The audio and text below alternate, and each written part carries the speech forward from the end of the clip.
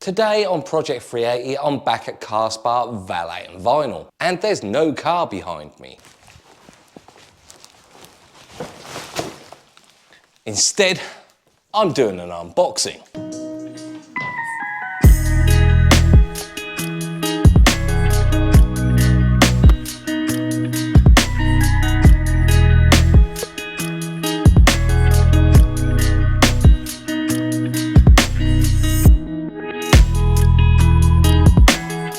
This has been really long awaited, but I'm sure you can guess what this is. So without further ado, let's get this laid down on the floor and cut open. I hope you're as excited as I am for this.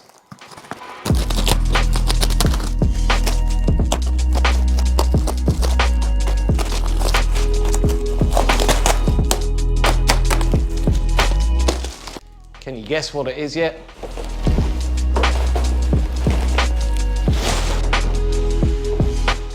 Well, at least I could say it was packaged well.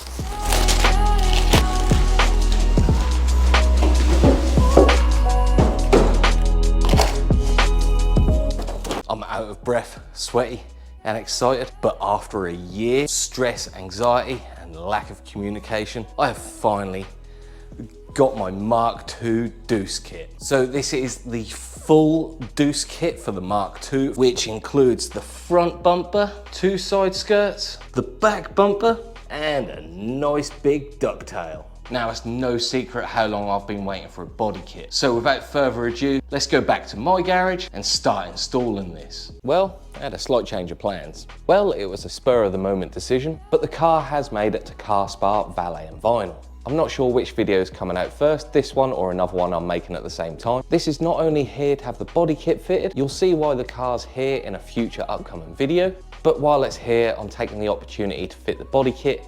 I've got plenty of space and some really good lighting. So without further ado, let's get fitting the body kit. I think I'll start with the ducktail spoiler. So I actually had to get myself a new boot lid. My old one had completely rotted out. They really like to rot out down here where the license plate lights are, and mine had actually started to bow out here. So I know this isn't the right color. I am gonna have to paint it, but I couldn't find one in this color whatsoever. To make the ducktail sit nice and flush, I'm actually gonna have to remove the Mazda badge, and for some reason this blue lid has got a Mazda speed badge on it. So I'm just gonna apply a little bit of heat, get a scraper underneath and remove both these badges. Luckily for me, every good Mazda comes with a hairdryer in the boot, and somehow I managed to find a little bit of fishing wire.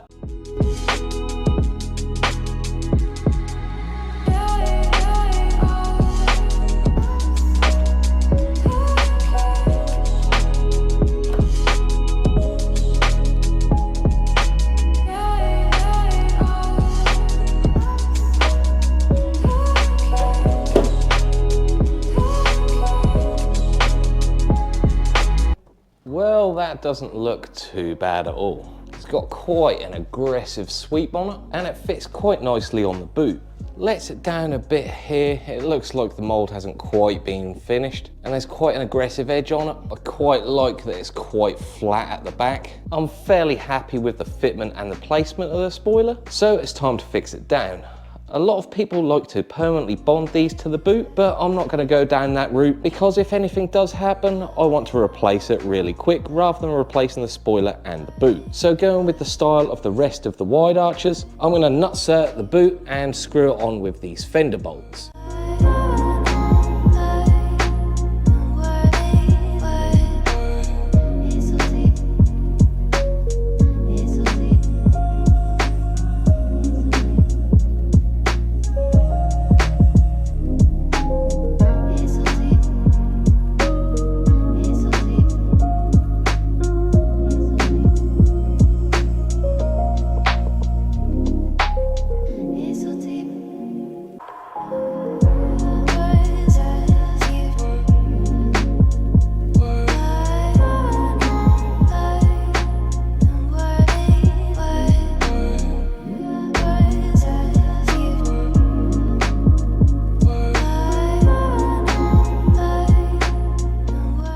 Really happy with how that sits, and I quite like it holding on with the fender bolts. With the ducktail all installed, it's now time for the rear bumper. A couple of things need to be done to the rear bumper before I install it. The first being, I need to cut out the keyhole to make sure I can get in the boot once this is on. And I'm pretty sure these two squares here need to be cut out, or at least some holes drilled in them, as behind these are one of the main mounting holes. Not quite sure what's going on here.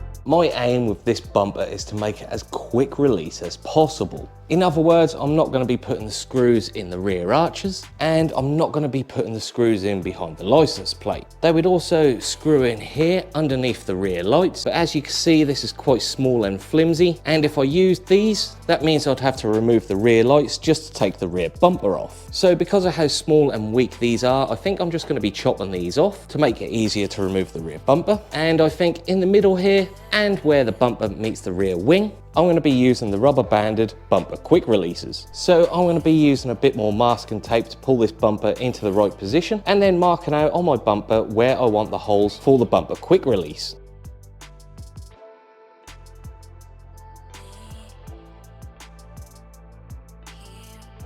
So that's sitting pretty much as good as I could get it. I think the molds these are made out of are slightly out. So you may have noticed I've actually drilled quite large holes behind the license plate. This is in the hope that I could fit the quick release in the hole. And if you remember from my over fender video, I've previously put an M6 nutsert here specifically for the bumper quick release.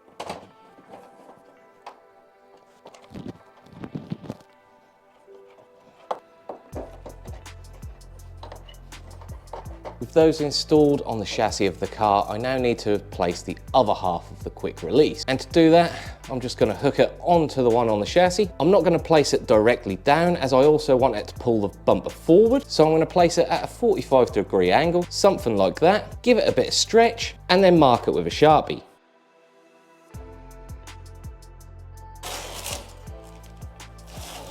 This part of it can actually be nut and bolted with a big washer the other side of the bumper.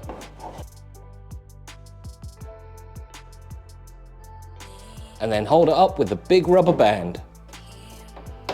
That's the bumper held up just with the side two for now. I'm going to work out what I'm going to do with the center here once I'm at home and I've got a license plate, as I think I want the other half of the quick release somewhere here, out the way of the license plate and nice and easy to get to. And I think I'm going to have to use a tie wrap to go there, as it's a bit of an extra length. These are of course okay to use with a tie wrap. Tie wraps are easily available, and they'll snap if you run into any trouble and hit something with the bumper. So I think it's time to put the rear lights in, close the boot, and see what this looks like all together. I just chopped those two tabs off either side so I could get the lights in, as there was no bolt hole.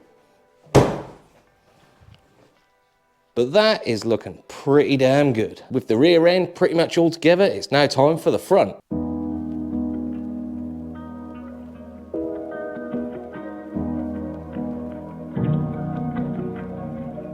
Okay, so the Dayfab cooling panel has to come off as the bumper scoops underneath it and then onto the slam panel.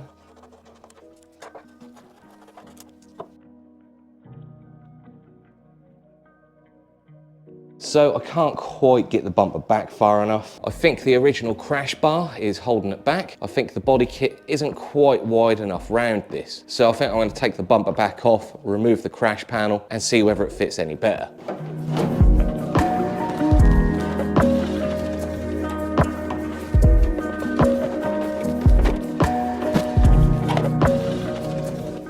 Well, that fitted a lot better without that crash panel, which sucks a little bit. That was a bit of insurance for the front end. So I think I'm going to modify the Skullfab jack-up bar that I've got to come out a little bit further and wrap around the lights a bit more to help protect the front end in case there is an incident. As I've done with the rear bumper, I want to make the front bumper as quick release as possible. And I don't think that's going to be quite possible with the Dayfab cooling panel in there. If I use bolts to hold this down, I've got to unbolt it to remove the bumper. So the only thing I could think of doing is somehow mounting this to the bumper rather than the chassis, and possibly somehow using quick releases underneath the bonnet.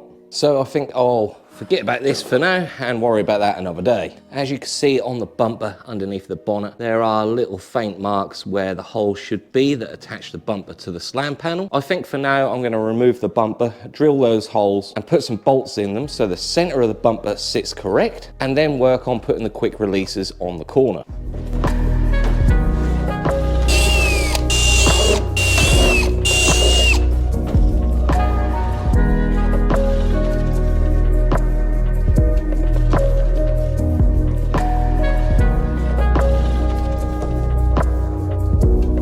So the bumper hasn't got a great fitment. There's a fair gap around the bottom of the lights, especially on this side. It's sort of hard to see on camera, but also the end of the bumpers are flexed out quite a lot. Bit harder to see this side as I've got an over fender on. So I think I'm gonna have to do something drastic between the bumper and the wing to make that sit anywhere near good. Other than that, the bumper is looking pretty good. Again, quite hard to see on camera, but the intercooler is completely lost and is pushed really far back. So I might adjust that in the future, but I've got loads of space either side for an oil cooler and a power steering cooler. And I think it's gonna look really cool lit up with some neons. I think I might have to use 2 quick releases either side of the bumper to pull the side of the bumpers back and up. I obviously don't want it near the wider part of the arch, so I think I'm gonna put one about there and one right at the front.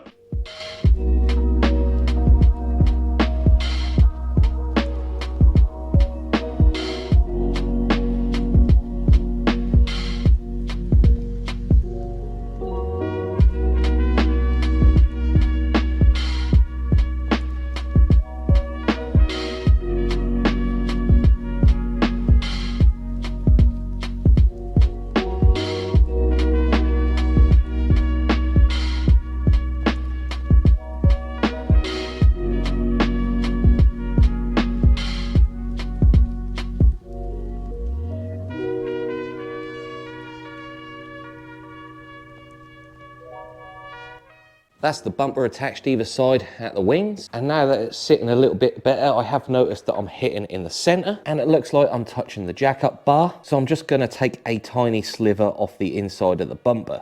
It turns out I actually had to remove a fair bit of material, but now I've got some good clearance there. And actually now it's sitting a lot better on the car. I'm gonna guess it's actually an issue with this fitment on the kit, as that jack up bar will go underneath a standard bumper. So I think the excess that was left over from the molding process has just not been cut off properly. I'm really not sure how much of a gap there's meant to be between the bumper and the bonnet, but the line of the bonnet matches up with the swage line of the bumper nicely. So I'm gonna guess that's just an error in the molding process. But that is the bumper all fitted for now. Now it's onto the side skirts.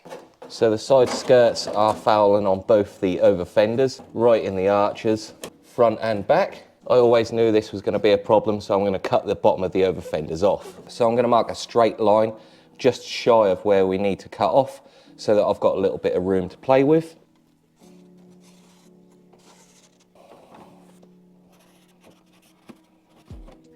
With the majority of the wide arches cut off, we can slide the side skirt underneath the wide arches. Now we can mark on our masking tape where the wide arches end and then make a mark in line with the wide arch on the side skirt, and then take the side skirt back off. Then I carefully peel the masking tape off and use this as a template on the wide arch. Now I've got a line on my over fender where I need to cut to, and hopefully the side skirt should meet the over fender perfectly on the car. So that's worked out really well. I've just got to trim a little bit of the over fender to make it sit a lot better. But now the side skirt's in place, we could drill it and bolt it to the car.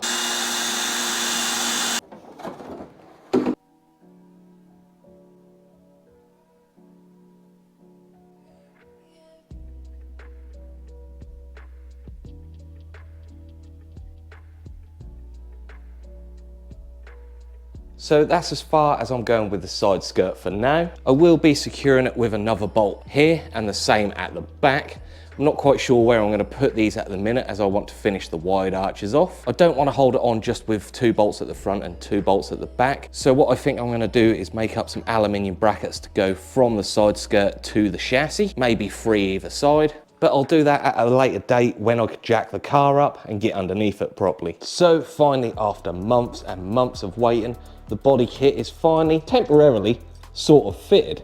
And I think it's looking pretty good. I like the style of the body kit. The fitment isn't the best, but I'm sure I can make it work. It's a bit hard with a black painted body kit to look what the lines of the car look like in this light, but I'm sure you could get the idea of how it sits now. I think I'm gonna have to add a little finishing touch to the over fenders and mold on a piece of wide arch down here onto the bumper and the side skirts on each corner. As it sits a bit further out than the bumpers. It's a bit more noticeable at the back. So at the back, I think it really needs finishing off, as I'm not really happy with the sharp edge of the extended arches. So as it stands, the body kit is fitted, but not quite ready to paint just yet. I've still got a few things to work out fitment wise and extending the wide arches.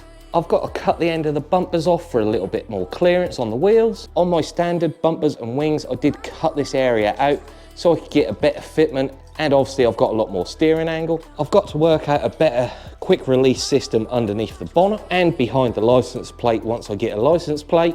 I've got a bit of finishing off to do on some of the parts, as it doesn't look like it's been molded too great, but it is starting to look like a whole car again.